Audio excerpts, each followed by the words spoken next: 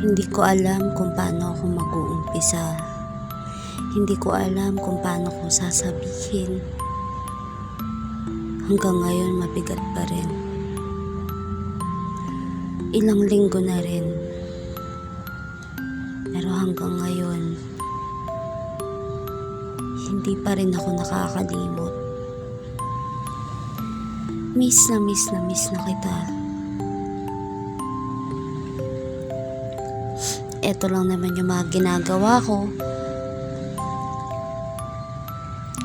mula nung nawala si Primo. Lumaban siya, lumaban ako, lumaban kaming lahat. Pero siguro nga hanggang doon na lang yung kaya ng laban mo. Pero kung alam mo lang kung gaano ako ka-proud sa'yo, kasi kinaya mo lahat.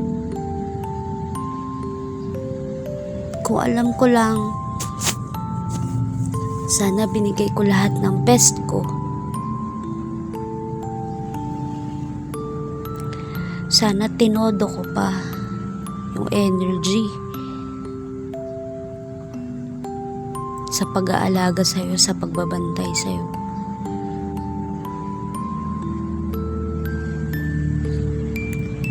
Kaya ako lang naman nagawa yun kasi nakikita ko lumalaban ka, kaya kita iniwan sa clinic. Kaya kita pina-admit, kaya kita pina-confine. Mas hindi ko kakayanin na maghirap ka. Nakikita ko. Ito lang naman yung mga ginagawa ko simula nung nawala siya. Magulo pa yung utak ko kaya as usual, para makalimutan ko kung ano-ano na lang ginagawa ko. Minsan hindi ko pa alam kung ano yung gagawin ko, uunahin ko. Kahit maayos na yung kapaligiran ko, mag-aayos pa rin ako. Kahit malinis naman, maglilinis pa rin ako, makalimot lang. Sabi ko, pag hindi kinaya, pag nawala siya, uuwi ako sa amin. Pero pinaalala sa akin nang nangyari na kada umuwi ako, nagkakasakit siya. Kaya hindi ako tumuloy. Sobrang stress ko. Simula nung wala siya, hindi ko na malayan, nakailang sigarilyo ko. Nakaisang kaha ako, isang kaha mahigit. Hanggang ngayon, masakit mawalan. Sa totoo lang. Kasi parang siya na yung mundo ko eh. Siya yung dahilan kung bakit tumagal ako dito. Hindi ko na nga rin nalagaan yung sarili ko eh. Maliligo ako, saglit lang. Itong ginagawa kong to, yan lang. Dati-rati, napaka-arte ko pa pagkaharap kayo. Pagkaharap ko ang camera. Pero ngayon, tangina, wala na arte-arte. Sana tulungan mo ko kung paano bumangon ulit. Sana iparamdam mo sa akin na ay, bigat. Ito, bago to. Niregalo sa akin. Days pa lang nawala siya, binigay siya sa akin para makalimot ako. Sa dami kong naalagaan, pusa, aso, mapaibon nga yan o ano eh.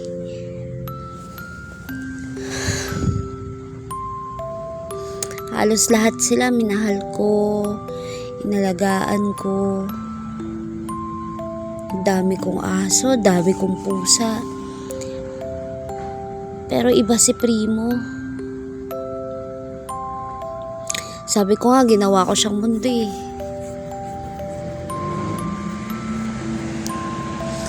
ginawa kong mundo si Primo. Alam ng karamihan na mahal ko yan. Kasi nung mga panahon na nawala sa akin yung anak ko, at siya na lang yung natira,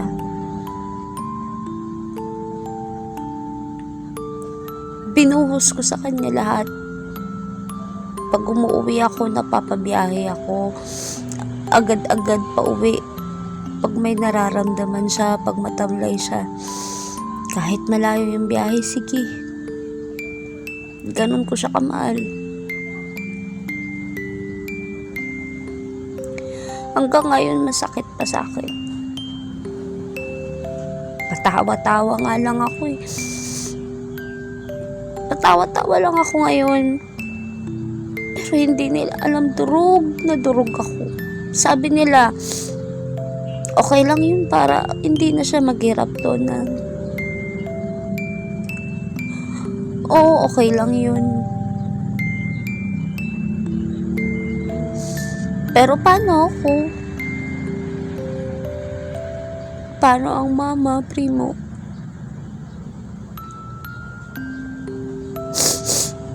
Minsan nagtatanong ako, am I doing enough ba? Lord, bakit ganito? Siya na lang yung tinira mo, kinuha mo pa. Masyado na bang mabait si Primo?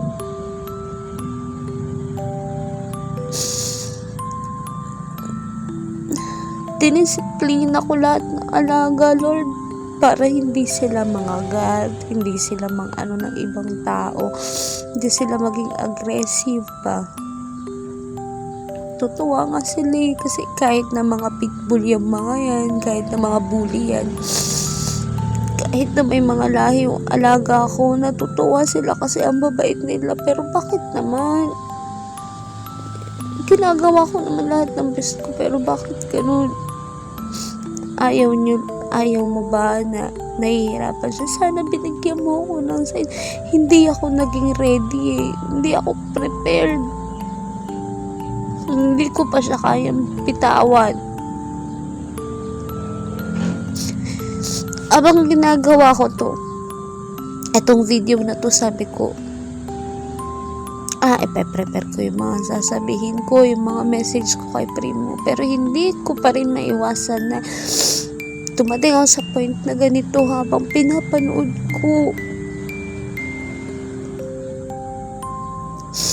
Lalo na, ayan, buhay pa siya, malakas pa siya.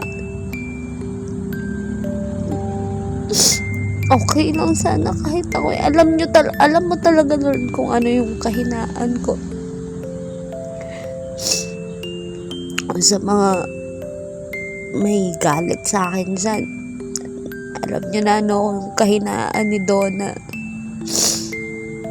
Pero subukan nyo naman din.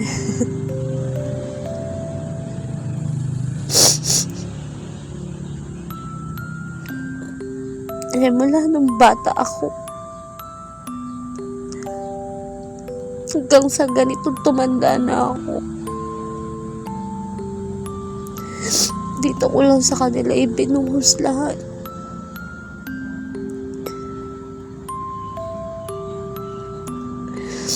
Primo has, it's been like this na he's so special to us. He's so special to me. Why? Because he's my everything.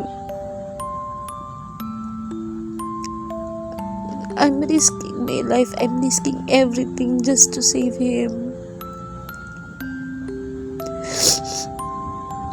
Sana binigyan niyo ako ng sign, Lord. Hindi ako prepared.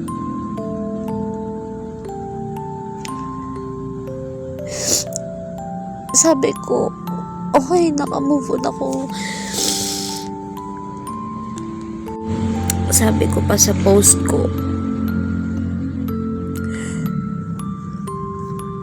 yun nga, I am always asking myself if I was doing enough. I'm living with the fear of losing someone.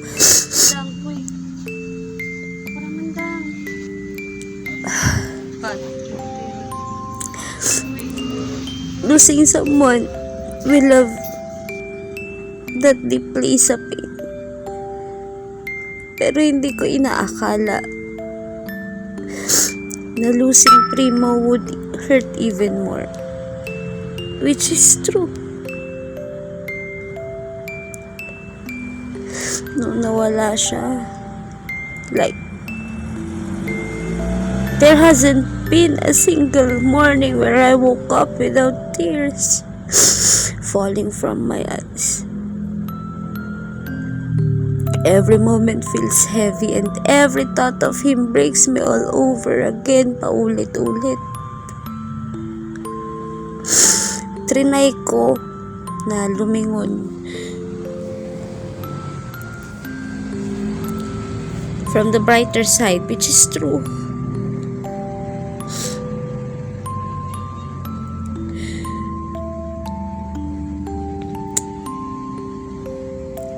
I couldn't keep being selfish.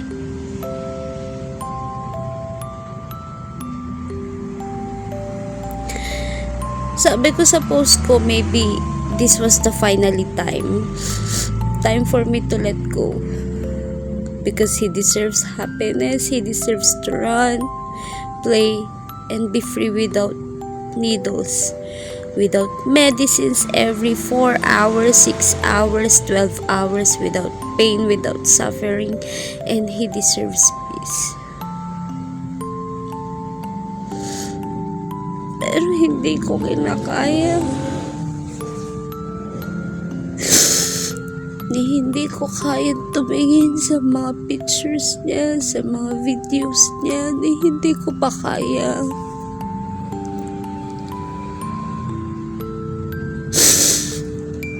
Binigyan nila ako na magpapasaya sa akin, pero ang hirap pa rin. Sabi ko, kailangan niya maging masaya, kailangan niya maka-akit, kailangan niya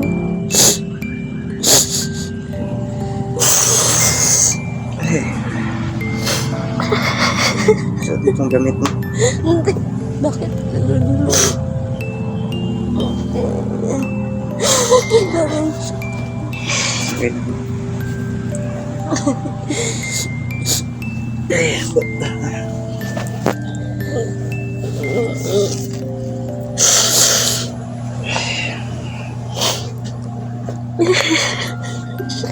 Hindi ko kaya.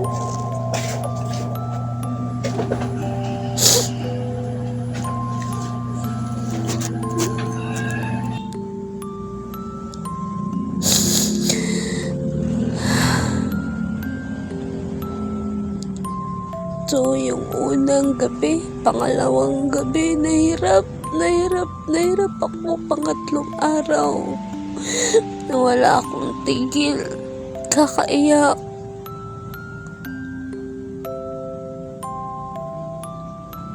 Ang tagal-tagal ko nang pinabayaan yung negosyo kasi hindi ko pa matanggap.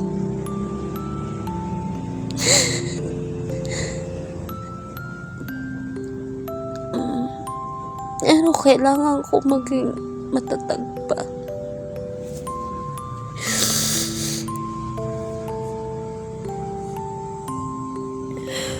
Kailangan ko magpakatatag. Kailangan kong palayain. Pero wag mo na ngayon. Hindi ko pa kaya.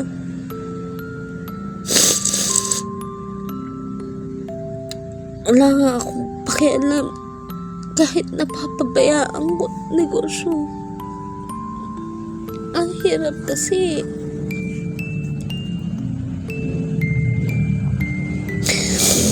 Nawalan ako ng anak.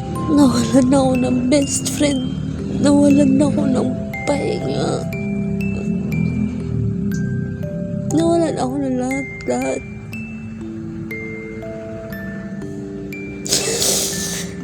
Pero Primo, my love, kinakaya ko. Gusto ko. Makita kong wala ka ng kahirap-hirap dyan. Hindi ko pa siguro kaya ngayon.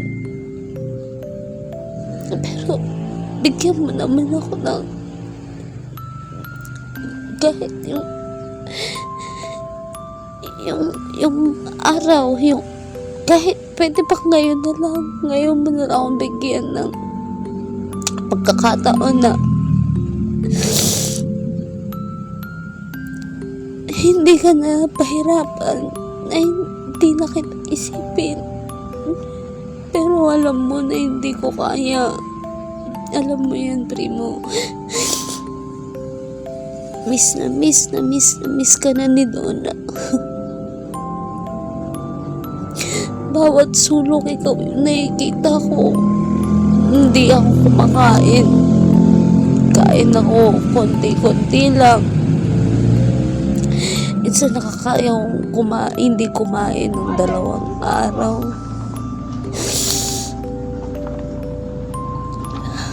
Eto,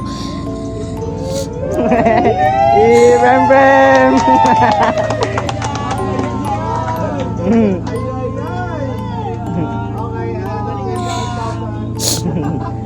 Ay, Kop!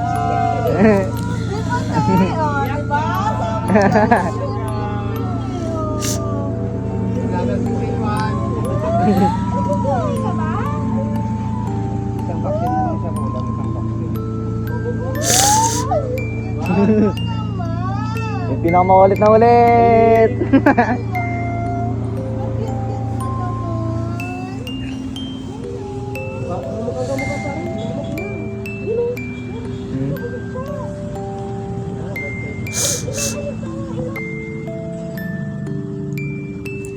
thank you so much that you thought to get me this sweet baby. Thank you so much, guys. Thank you so much, Tracy. But you know that I am still navigating. I'm still navigating my healing and haven't fully moved on yet. I'm not in the right headspace. But I truly appreciate it. Lalo na yung pagiging concern nyo. But I'll still promise to learn how to handle my situation. And mahalin at alagaan din to. Maraming salamat sa inyo. To my Primo, I love you always and forever. Hindi ako mapapagod. I will never get tired of writing and expressing it as always. As I always do, till my very last breath. Mahal ka ni Donna. Miss ka na ni Donna, Primo.